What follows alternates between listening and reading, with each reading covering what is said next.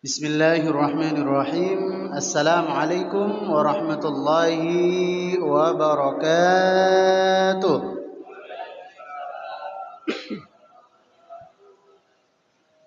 Alhamdulillah. Alhamdulillahilladzi bi ni'matihi tatimmus shalihat.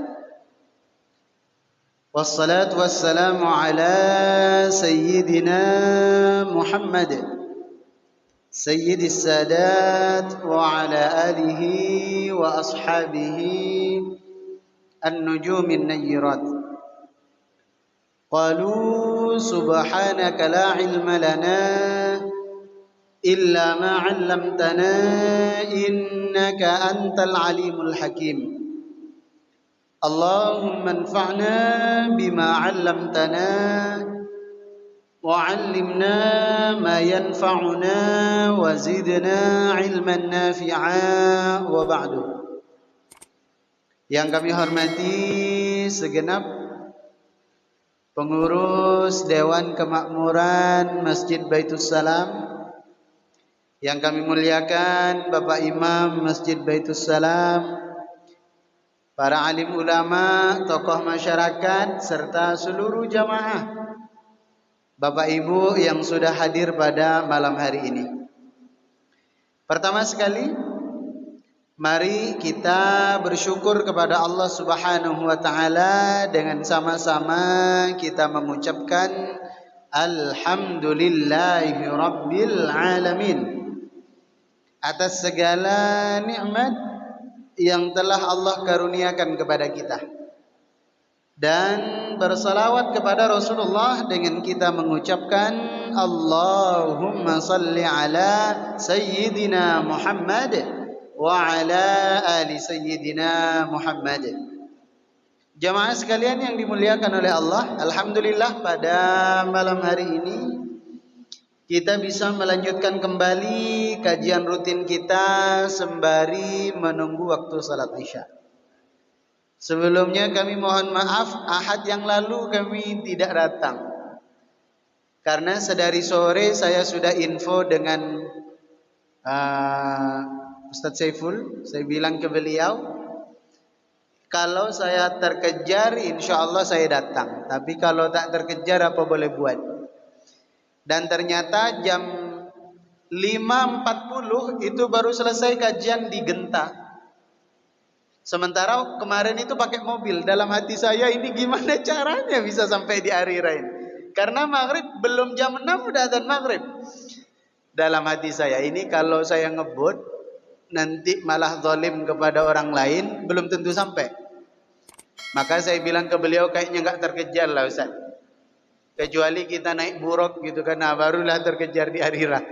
Tapi kalau naik mobil itu agak-agak berat. Tadi pun juga begitu. Sebenarnya di Mediterania udah selesai jam 5:30 pas, karena saya berasumsi ini saya bisa salat maghrib berjamaah di Harira.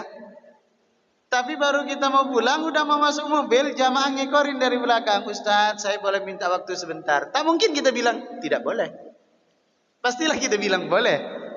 Ternyata pertanyaannya panjang, Ustaz kalau begini hukumnya bagaimana? Kalau saya pakai, kebetulan teman yang tergerak hatinya untuk taubat, di sininya masih ada gelang, masih ada anting, masih ada kalung, ada tato. Nggak mungkin kan kita bilang saya lagi buru-buru ini, khawatir dia pulang nggak jadi bertaubat gara-gara kita tolak. Akhirnya dengan berat hati ya, akhirnya saya layan. Dan ternyata betul, baru sampai di bundaran Bunggur yang lagi dibangun jalan sudah berkumandang adzan. Ya Allah, ini kekejar nggak ini di Harira?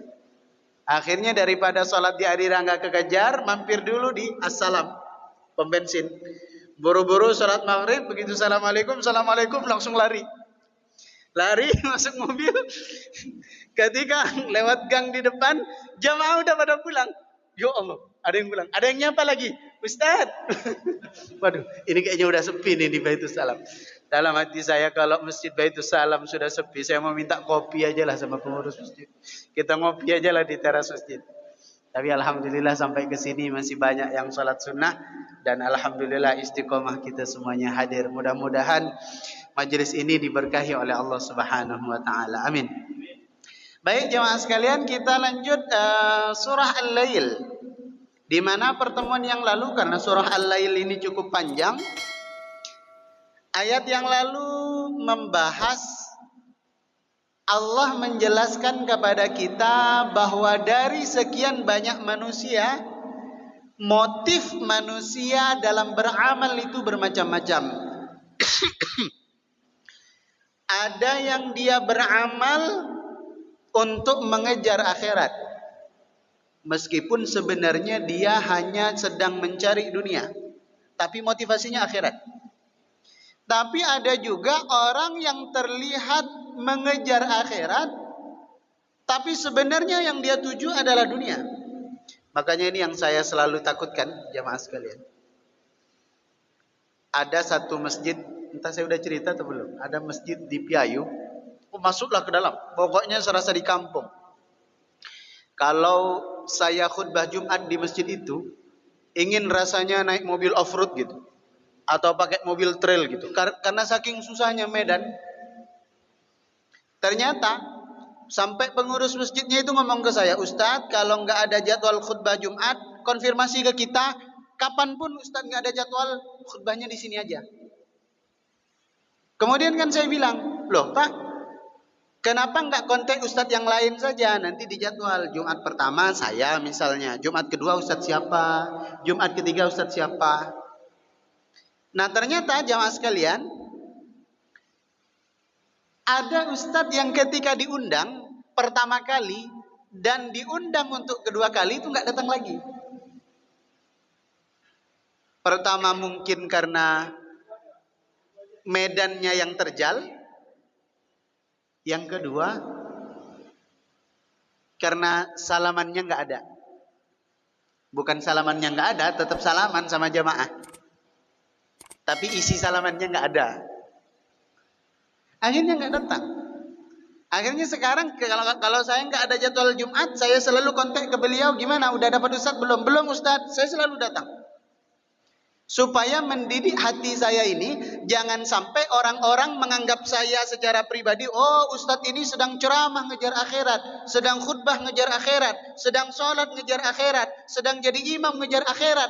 Padahal sebenarnya ada maksud terselubung, yaitu untuk urusan dunia. Na'udzubillah.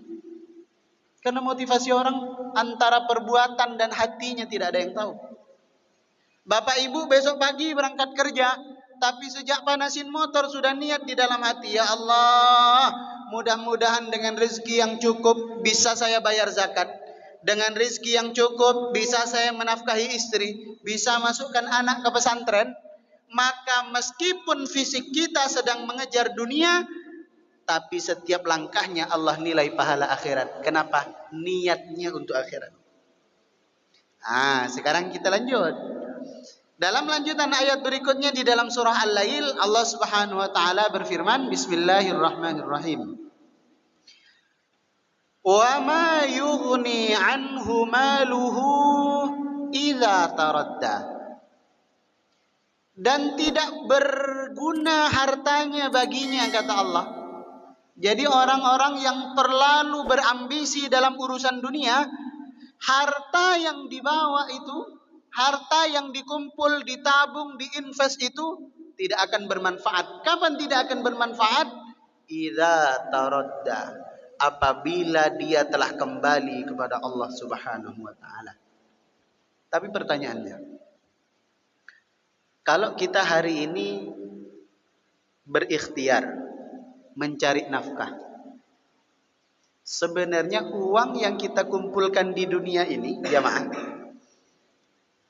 bisa bermanfaat atau tidak nanti di akhirat? Uang yang kita kumpul hari ini, uang yang kita cari hari ini, sebenarnya bermanfaat atau tidak di akhirat? Jawabannya bisa iya, bisa tidak. Makanya tadi di awal kita sebut, orang-orang yang terlihat seakan-akan dia mengejar akhirat, padahal yang dituju adalah dunia, maka dunia yang dia dapat mungkin hanya bisa dinikmati di dunia, tapi tidak akan bisa dinikmati sampai di akhirat. Selesai. Mungkin jadi makanan, bisa.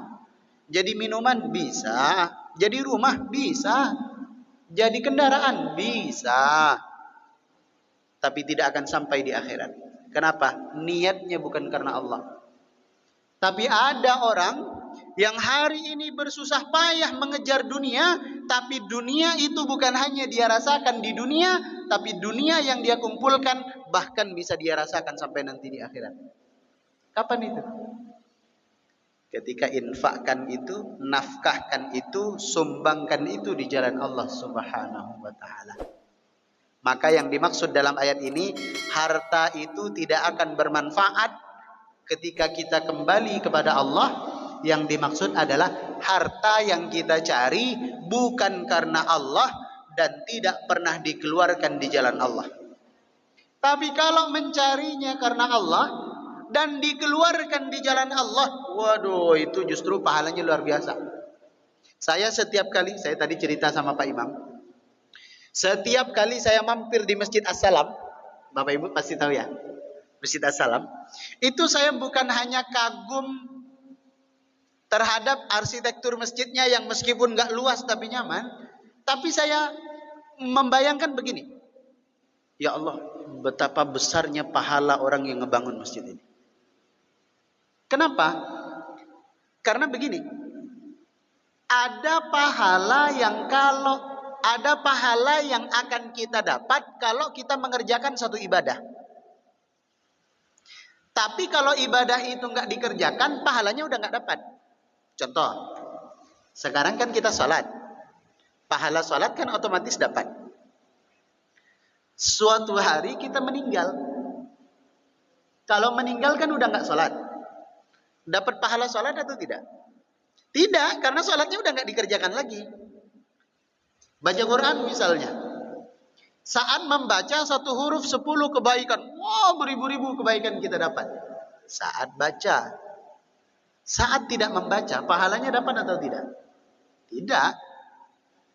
Tapi ada kebaikan yang kita dicatat pahala bukan saat hanya melakukannya saja, tapi bahkan ketika kita sudah tidak melakukannya lagi, kita tetap dapat pahala.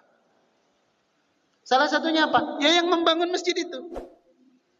Yang membangun masjid itu, setiap orang yang mampir di masjid itu, entah untuk sekedar buang hajat, entah sekedar tunggu orderan masuk, entah sekedar istirahat dari tempat kerja, apalagi untuk sholat, berwudu, iktikaf segala macam, itu rekening pahalanya tidak pernah terputus, mengalir tak pernah henti. Bahkan ketika suatu saat yang membangun masjid itu sudah wafat, pahala sholat tetap dia dapat, pahala iktikaf tetap dia dapat, pahala baca Quran tetap dia dapat. Kenapa? Dari harta yang dia belanjakan di jalan Allah Subhanahu wa taala. Maka hari ini Bapak Ibu, mudah-mudahan ayat ini menjadi pengingat untuk kita. Jangan sampai kita sudah capek-capek mengejar dunia, ternyata dunia itu nggak kita bawa mati. Kenapa? Karena nggak kita belanjakan di jalan Allah. Hanya menjadi rebutan untuk ahli waris saja. Ahli waris itu ya kalau ahli warisnya soleh. Kalau ahli warisnya solihah, itu masih mending. Tapi kalau ahli warisnya nggak soleh, ahli warisnya tidak solihah, mungkin kita hanya akan diingat sehari, 2 hari, sebulan, 2 bulan saat harta warisannya masih ada. Saat harta warisannya udah nggak ada, dilupakan kita. Dijenguk saja makamnya nggak pernah. Itu pun hanya setahun sekali selepas salat Idul Fitri. Ketika sampai di sana pun udah lupa, mana makam bapak kami ini, mana makam ibu kami ini. Kenapa? Karena kita hanya meninggalkan harta dan kita tidak bawa harta itu menghadap kepada Allah, karena tidak ada yang kita belanjakan di jalan Allah Subhanahu wa taala. Dan saya bersyukur jamaah, insya Allah kesadaran tentang membelanjakan harta di jalan Allah di Batam ini luar biasa. Pembangunan masjid, musola di mana-mana luar biasa. Termasuk Masjid Baitus Salam. Masjid Baitus Salam sampai selebar ini. Ada program nanti dinaikkan lantai kedua. Ada nanti pengadaan karpet. ada nanti lelang tiang dan segala macam. Itu respon jamaah luar biasa. Menunjukkan bahwa sudah muncul kesadaran dari kaum muslimin agar bagaimana cara harta yang dikumpulkan di dunia bisa terus mengalir pahalanya hingga nanti di akhirat. Maka berlomba-lomba mumpung masih hidup. Karena kalau sudah meninggal nggak ada kita bisa buat apa-apa. Sholat udah nggak bisa, puasa udah nggak dapat, baca Quran udah nggak dapat. Apalagi meninggalnya mendadak. Ya memang mendadak. Justru kalau janjian malah kita takut. Ini kadang jamaah basa-basi.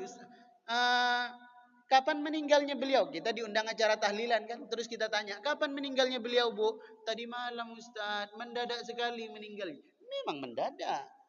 Kalau janjian kan enak. Kita siap-siap dulu. Gitu kan? Babul akhirat jam berapa nih ready? Dipasin waktu kita sholat biar husnul khotimah. Dipasin saat kita puasa biar dicabut nyawanya gampang. Dipasin saat kita baca Quran biar mengucapkan la ilaha illallahnya ringan. Memanglah mendadak. Maka sebelum datangnya waktu yang mendadak itu, pergunakan harta yang kita punya hari ini sebagai tabungan nanti di hadapan Allah Subhanahu. Karena orang yang kembali kepada Allah itu ada dua, jamaah. Ada roji'un, ada turja'un. Kalau turja'un biasanya kita udah hafal nih. Apa itu? Di penghujung surah Yasin.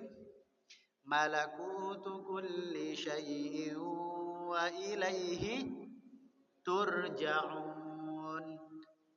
Tapi kadang-kadang ada bahasa ada bahasa lain dalam Quran.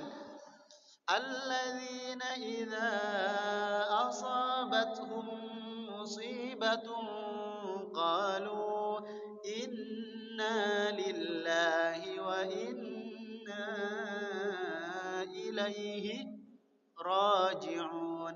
Jadi orang yang meninggal itu kadang dibahasakan dengan raji'un, kadang dibahasakan turja'un. Raji'un itu artinya kembali, turja'un itu artinya dikembalikan. Saya tanya kepada jamaah, mana yang baik, mana yang buruk? Raji'un. Raji'un baik atau buruk? Orang yang meninggal terus disebut dengan raji'un itu berarti baik atau buruk? Kalau turja'un, supaya nggak bingung begini. Memang kalau udah ngantuk nih agak repot. Diajak berpikir itu agak gangguan sinyal. Raji'un kembali, turja'un dikembalikan. Saya kasih contoh. Kita punya anak. Anak kita keluar dari sekolah. Pernyataan kedua, anak kita dikeluarkan dari sekolah. Mana yang baik, mana yang buruk? Kalau keluar baik apa buruk? Baik. Karena kemauan untuk keluar itu berasal dari anaknya. Mungkin orang tuanya pindah tugas. Mungkin karena tidak puas dengan kurikulum di sekolah itu, mau pindah ke sekolah yang lebih unggulan misalnya. Baik kalau keluar. Tapi kalau disebut anak kita dikeluarkan dari sekolah, baik apa buruk? Buruk. Udah pasti ada masalah. Entah karena melanggar, entah karena berantem, entah karena hal-hal yang lain. Pasti. Maka orang kembali kepada Allah begitu. Ada kalanya orang kembali kepada Allah itu raji'un, dengan sukarela. Dia sudah siap dengan amal solehnya, sehingga telah dicabut nyawanya oleh Allah Subhanahu wa taala, jenazah itu merintih, jemaah. Cuma sayangnya dalam hadis Nabi, rintihan jenazah itu didengar oleh seluruh makhluk Allah kecuali manusia. Manusia nggak dengar. Tapi kalau ada kucing lewat, dia dengar. Kalau nggak percaya, tanyalah ke kucing. Kalau paham bahasanya. Dalam hadis begitu. Ada ayam lewat, ayam itu tahu apa yang dikatakan jenazah. Kalau jenazah ini menghadap kepada Allah dalam keadaan raji'un, dia marah kalau lama dimandikannya, dia marah kalau lama dikafankannya, dia marah kalau lama disolatkannya, dia marah kalau lama dimakamkannya. Kenapa? Dia tidak sabar untuk dimasukkan ke dalam liang lahat, sebab Allah sudah menanti dia dengan rahmat dan nikmatnya. Tapi kalau ada orang kembali kepada Allah dengan turja'un, dia terpaksa kembali kepada Allah. Sebenarnya belum siap, tapi karena udah ajalnya, amalnya belum cukup, dosanya masih banyak, bahkan mati dalam keadaan lalai sehingga disebut turja'un, dikembalikan kepada Allah. Sama dengan anak kita. Kalau dia melakukan pelanggaran, mau tidak mau, sekolah akan mengeluarkan dia. Dia menjadi siswa yang dikeluarkan. Sama orang kembali kepada Allah. Dan orang yang turja'un sama. Justru sebaliknya. Orang yang wafatnya dalam keadaan turja'un, terpaksa dia kembali kepada Allah, itu justru meminta kembali, ya Allah, tolong tunda kematian saya, ya Allah. Tolong jangan cepat-cepat dia yang memandikan, ya Allah. Tolong jangan cepat-cepat dia yang mengkafani, ya Allah. Tolong jangan cepat-cepat mereka yang mensalatkan, ya Allah. Kenapa? Karena takut telah ditunggu oleh malaikat munkar dan nakir untuk mendapatkan pertanyaan berikut juga dengan siksaannya. Lanjut. Kata Allah di ayat berikutnya, inna alaina lal huda. Sesungguhnya kamilah, kata Allah, yang berhak memberikan petunjuk, hidayah. Kok bisa tiba-tiba ngomongin hidayah? Padahal ayat sebelumnya ngomongin tentang harta. Ada yang mengejar harta untuk dunia, ada yang mengumpulkan harta untuk akhirat. Ayat berikutnya Allah jelasin bahwa hartanya kalau dikejar karena Allah, dibelanjakan di jalan Allah, akan bisa dibawa sampai ke akhirat. Tiba-tiba ayat berikutnya ngomongin hidayah. Inna alaina lal huda. Sesungguhnya kamilah yang berhak memberikan petunjuk, kata Allah. Kenapa tiba-tiba ngomongin hidayah? Karena ulama menjelaskan kepada kita, maksud dari ayat ini adalah seakan-akan Allah ingin menunjukkan kepada kita bahwa yang selama ini kita beranggapan bahwa harta yang nikmat yang paling berharga adalah harta. Nikmat yang paling berharga adalah rumah yang luas. Nikmat yang paling berharga adalah kendaraan yang mewah. Nikmat yang paling berharga adalah jabatan yang tinggi. Apalagi baru dilantik. Baru dilantik tadi pagi. Kayaknya jemaah yang enggak hadir nih karena ikut pelantikan juga kayaknya tadi pagi. Kita berpikir bahwa nikmat yang paling besar di hadapan Allah itu ketika orang dikaruniai kekayaan, dikaruniai kekuasaan. Tidak. Seakan-akan Allah ingin memberikan isyarat yang lebih mahal daripada dunia, daripada harta, kekayaan, jabatan adalah hidayah. Kenapa? Karena kalau hanya sekedar harta, yang tak menyembah kepada Allah diberi harta oleh Allah. Asal mau bekerja keras. Makanya Bapak Ibu nggak usah bertanya, Ustaz, kok ada tetangga saya yang tak sholat tapi kaya ya Ustaz? Yang ngasih kaya itu juga Allah. Tetangga saya selalu bermaksiat tapi kok bisnisnya lancar ya Ustaz? Allah juga itu yang kasih. Karena soal rezeki nggak ada hubungannya dengan ketakwaan kepada Allah Subhanahu wa taala. Karena ada nabi yang dicintai oleh Allah meskipun kehidupannya susah. Nabi Ayub kurang susah apa? Jadi harta itu bukan menjadi tolak ukur. Oh, kalau kaya ini pasti diridhoi ini sama Allah. Belum tentu.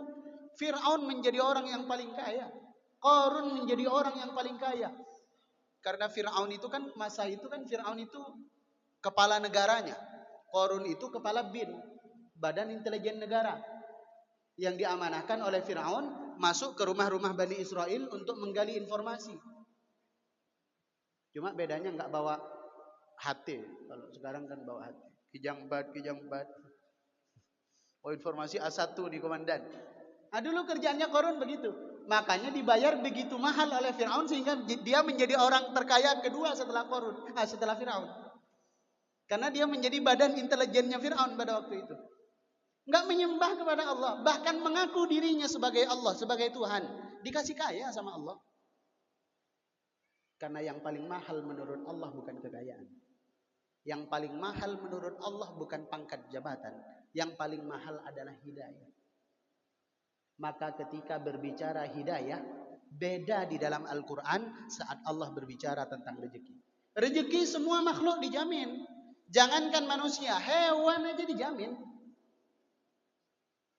Hewan aja lo dijamin. Makanya cicak, meskipun nggak bisa terbang, dia nggak khawatir nggak bisa makan. Padahal makanan dia adalah hewan yang bisa terbang. Secara logika nggak masuk. Tapi telah dijamin sama Allah. Buktinya nggak ada cicak mati kelaparan.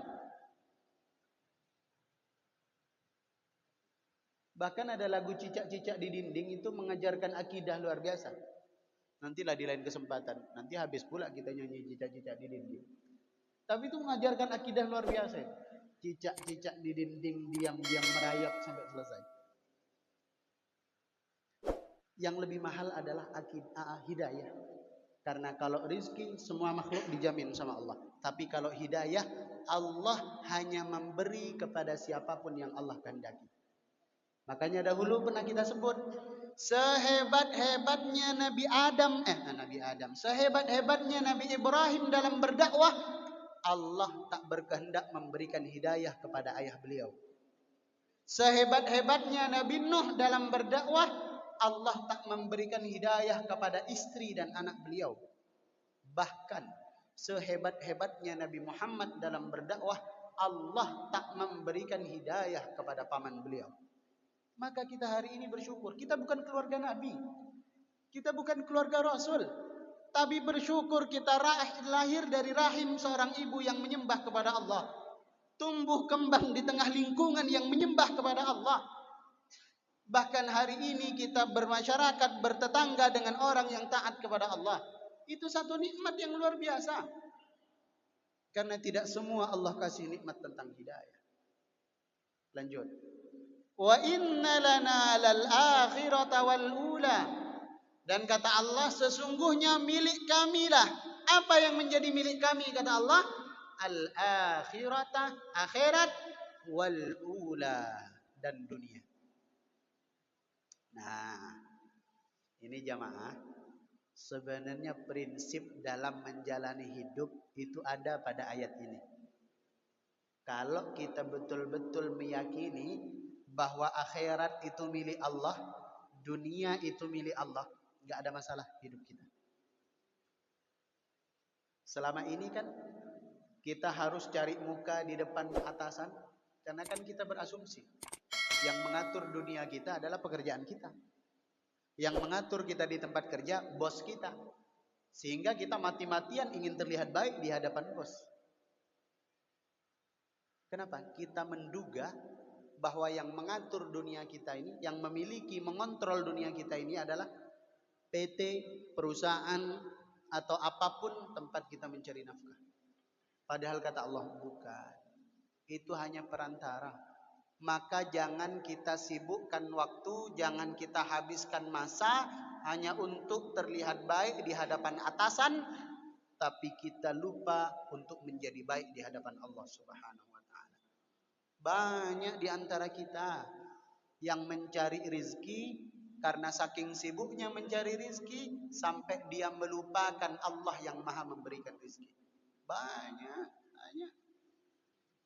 Makanya tadi ini Masya Allah, orang yang badannya penuh tato, tindik di telinga, gelang banyak, kalung bermacam-macam, ada yang tengkorak, ada yang apa. Tapi datang ke kita, Ustaz, gimana kalau kami mau sholat? Tato kami ini gimana Ustaz? Anting di telinga kami ini gimana Ustaz? Gelangnya di tangan kami ini gimana Ustaz? Boleh enggak dalam Islam? Ini menunjukkan hidayah itu mahal. Kadang orang yang kita tidak sangka-sangka akan dapat hidayah, tergerak juga hatinya. Ada yang menurut kita sudah soleh, fasik pula orangnya. Fasik itu menjadi terjerumus ahli maksiat. Yang dulunya mungkin marbot, yang dulunya mungkin muadzin, yang dulunya mungkin imam. Bahkan ada seorang imam masjid yang saya nggak habis pikir. Seorang imam masjid di Batam, tapi cara berfikirnya keluar dari Islam. Kenapa saya tahu? Karena beberapa kali ngobrol dengan kita. Bukan hanya perbedaan madhab. Kalau perbedaan madhab tuh remeh, bisa dibicarakan. Ini yang berbeda sudut pandang tentang akidah. Udah liberal bahasa kitanya. Padahal imam masjid masih aktif jadi imam masjid. Entah kenapa pengurusnya masih mau jadikan beliau imam masjid. Padahal cara berpikirnya sudah sangat liberal sekali. Menunjukkan bahwa hidayah itu mahal. Ada yang hari-hari di masjid dicabut hidayah itu dalam hatinya karena salah niat dalam ibadah. Ada yang sehari-hari di luar dengan tato, anting, kalung dan gelangnya tergerak untuk datang ke kita. Ustadz, boleh nggak saya sholat sementara di badan saya ada tato? Saya langsung jawab, lebih baik sholat meskipun bertato daripada nggak ada tato tapi nggak sholat. Ini orang bertato masih nanya gimana cara sholat. Sementara tetangga kita banyak yang nggak bertato nggak sholat. Itu lebih teruk lagi. Itu lebih buruk lagi. Gimana gelang kami ini Ustaz? Hukumnya haram atau makruh atau gimana Ustaz? Saya tanya, apa manfaatnya? Terus dia menung lama. Apa manfaatnya pakai gelang? Apa manfaat pakai kalung? Apa manfaat ada anting? Agak lama dia diam. Saya agak takut juga apa kata-kata saya ini menyinggung gitu. Kemudian dia jawab, enggak ada manfaatnya sih Ustaz. Ya sudah. Kalau enggak ada manfaatnya dilepas saja. Kalau nggak bisa langsung semuanya, ini kan di kalungnya ada 3, lepas 2, sisain 1. Mudah-mudahan besok-besok dilepas semuanya. Ini kan gelangnya banyak nih, sisain 1. Nanti besok-besok mudah-mudahan bisa ditinggalkan semuanya. Ini tato, sekiranya nggak menyakitkan, hapus. Nanti saya kenalkan satu komunitas, hapus tato gratis. Ada? Karena hapus tato itu ternyata mahal. Hapus tato gratis. Tapi sekiranya menyakitkan, gak perlu dihapus, gak jadi masalah. Paling tidak setiap kamu ke masjid dengan tato sepanjang lengan itu penuh, paling tidak menyindir orang bertato aja ke masjid, masa gak bertato kok sholat di rumah. Jamaah yang dimuliakan oleh Allah. Mudah-mudahan apa yang kita bahas pada malam hari ini menjadi ilmu yang bermanfaat untuk kita semuanya. Sebelum kita tutup, karena isyaknya sekarang jam 7 lewat berapa? 3 ya? 4, jam 7 lewat 4. Kita tanya jawab seperti biasa sesuai dengan tema pembahasan kita atau di luar itu juga boleh. Silakan jamaah sekalian.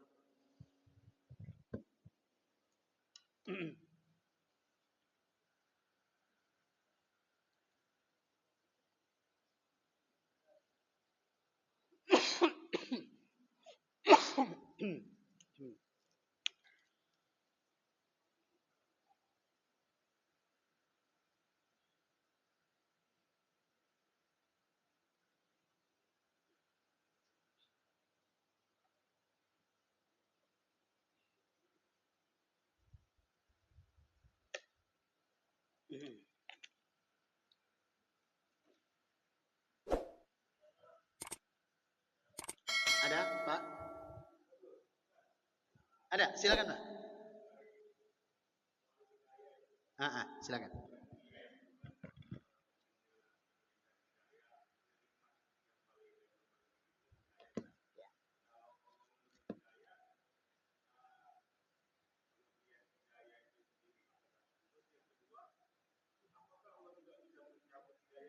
Oh.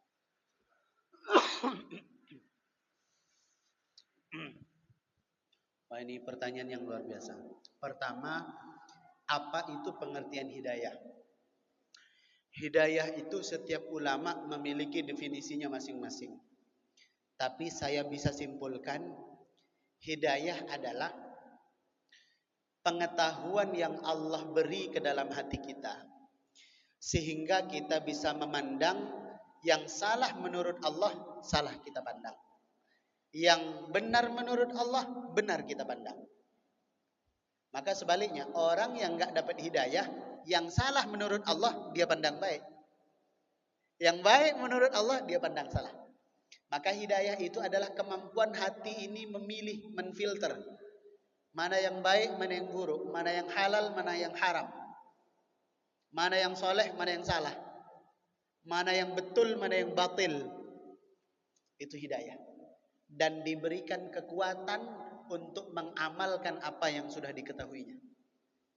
Sama yang membuat kita hari ini sholat maghrib berjamaah di Masjid Baitul Salam, apa karena sehat? Salah satunya, tapi bukan sehat itu bukan penentu. Karena kalau sehat lebih banyak yang sehat nggak berangkat juga. Yang membuat kita jalan ke masjid ini hidayah. Karena Allah beri kekuatan setelah hati kita ngomong, oh salat berjamaah lebih baik.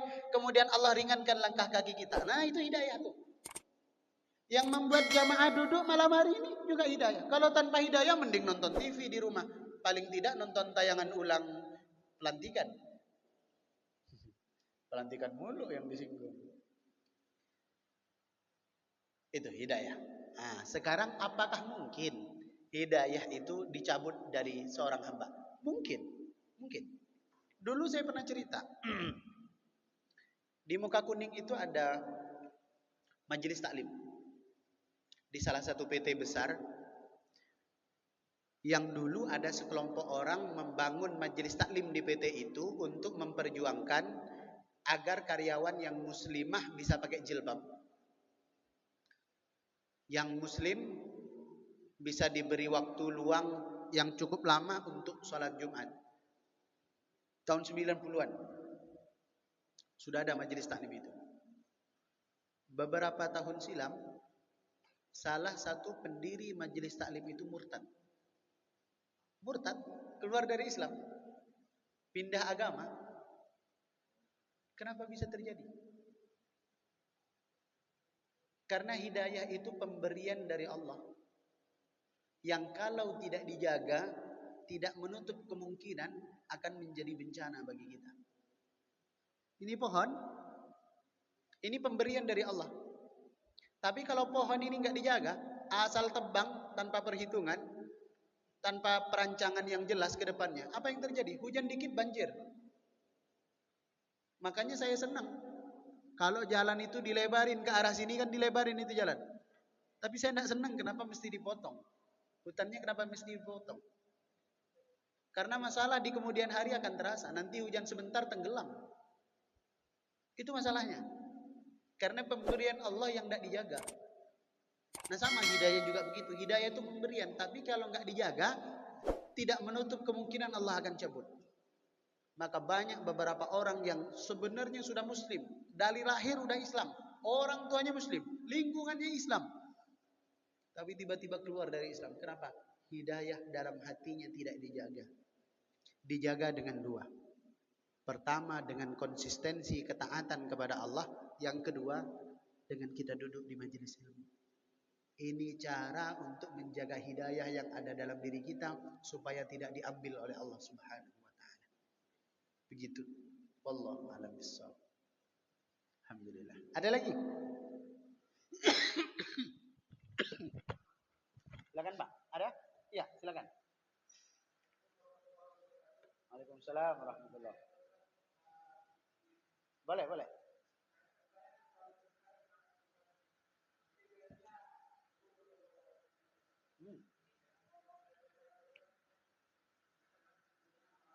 Ah.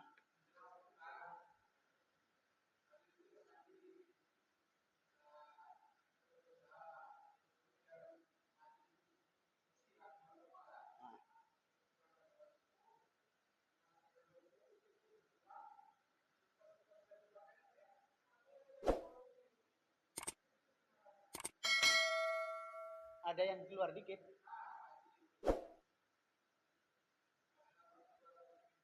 Dari kita laki-laki. Kemudian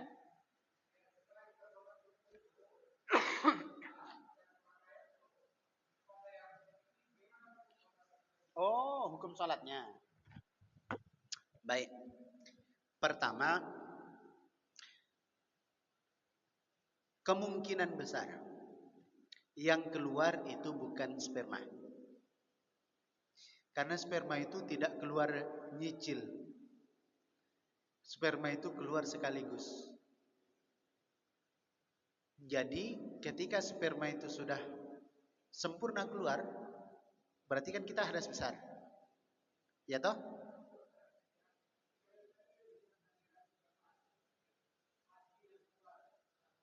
Iya, sebentar. Keluar sperma terus kita sholat.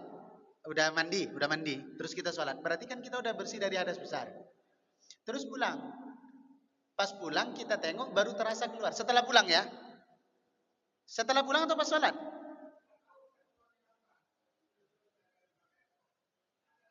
Oh, oh ya. Kalau kita menduga kuat, itu keluar waktu kita sholat, kemungkinan besar kan itu mandi. Jadi bukan mandi yang dipertanyakan, tapi status sholatnya. Apakah sholatnya batal? Kalau kita menduga kuat itu keluar waktu sholat, maka sholatnya mesti diulang. Tapi kalau kita menduga kuat keluar setelah sholat, maka tidak diulang. Tapi kemungkinannya begini, antara mohon maaf nih, saya mesti berjelas nih. Antara hubungan kita mandi sholat, ada jeda lama atau tidak? Jeda lama antara hubungan mandi dan sholat. Lama. Biasanya keluarnya cairan setelah kita syahwat itu biasanya berjarak tidak lama. Misalnya hanya dalam hitungan setengah jam atau paling lama 1 jam. Jadi ada kemungkinan, tidak selalu, tapi ada kemungkinan akan keluar bukan sperma, bukan, tapi cairan setelah kita bersyahwat. Nah, kalau misalnya jarak antara berhubungan mandi dan sholat itu cepat, kemungkinan itu keluar waktu sholat. Tapi kalau ada jeda antara mandi ke, antara berhubungan ke mandinya agak lama, mungkin 1 jam 2 jam, baru kita mandi, itu kemungkinan besar keluar setelah sholat. Kemungkinan besar. Ini supaya untuk menjadi referensi saja. Untuk menjadi referensi, mempertimbangkan apakah sholat subuhnya mesti diulang atau tidak. Kalau jaraknya cepat dan setelah kita cek keluar, kemungkinan besar itu keluarnya waktu sholat. Tapi kalau agak lama, kemungkinan besar itu setelah sholat. Gitu. Tapi ada satu kaidah fikih, al-yaqin la yuzalu bisyak. Keyakinan itu tidak bisa dirusak karena keraguan-raguan. Misalnya, ini jaraknya lama sih tadi Ustaz. Jadi ini kemungkinan keluar setelah sholat. Ya sudah, kalau yakin begitu, nggak perlu diulang sholat subuhnya. Tidak akan merusak sholat subuh karena keraguan-raguan itu, nggak mungkin. Kecuali lebih besar keraguan-raguannya. Aduh, mau siap-siap ke kerjaan gitu kan. Aduh, timbang pula subuhnya tadi sah atau enggak sah. Sholat aja. Daripada mengganggu was-was dalam hati kita, dan itu membuka peluang setan untuk membisikkan di dalam telinga kita dan hati kita, ulang salat. Jauh lebih baik. Allah a'lam. Sudah masuk. Pas itu adalah pertanyaan terakhir. Mudah-mudahan bermanfaat, karena paling tidak setiap kita yang hadir mungkin pernah mengalami, meskipun tidak di waktu salat subuh yang sama, mungkin di waktu lain, bahwa ada yang keluar sebelum keluarnya sperma, ada yang keluar setelah keluarnya sperma, dan itu juga hukumnya sama-sama najis. Itu saja, mudah-mudahan bermanfaat. Kita tutup dengan doa kafaratul majlis. Subhanakallahumma wa bihamdika asyhadu an la ilaha illa anta astaghfiruka wa atubu ilaik. Assalamualaikum warahmatullahi wabarakatuh.